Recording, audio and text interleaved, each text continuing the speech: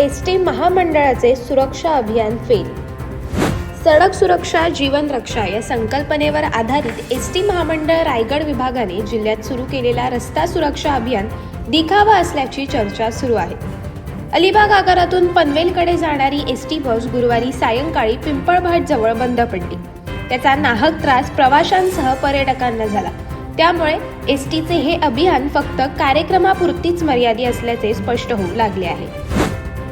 अपघात कमी करण्याबरोबरच प्रवासी व कर्मचाऱ्यांमध्ये जागरूकता निर्माण करण्यासाठी दरवर्षी नव्या वर्षात 1 ते 31 जानेवारी या कालावधीत एसटी महामंडळामार्फत रस्ता सुरक्षा अभियान राबवले जाते।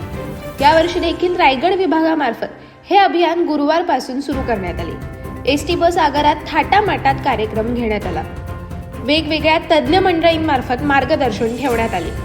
चालक व वाहकांसह अभियांत्रिक विभागालाही सुसज्ज बस रस्त्यावर देण्याची सूचना अनेकांकडून करण्यात आली।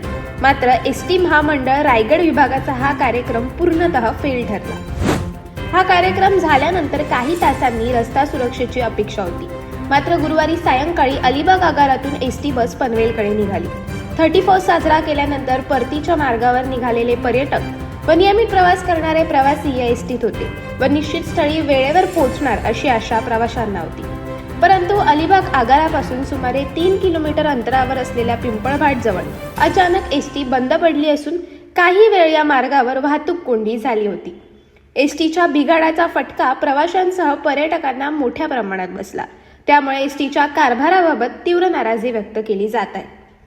एसटी महामंडळ रायगड विभागाने मोठ्या थाटामाटात रस्ता सुरक्षा अभियान गुरुवारी राबवला।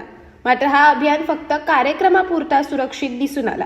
अन्य वेळेला पर्यटकांसह प्रवाशांच्या सुरक्षेचा प्रश्न कायमच असल्याचे अनेक वेळा एसटीच्या बिघाडातून दिसून आले आहे। अशाच अनेक घटना आणि बातम्या जाणून घेण्यासाठी सबस्क्राईब करा आमचे YouTube चॅनल केव्ही न्यूज आणि इन्स्टा पेज कृषीवल न्यूजला फॉलो करा।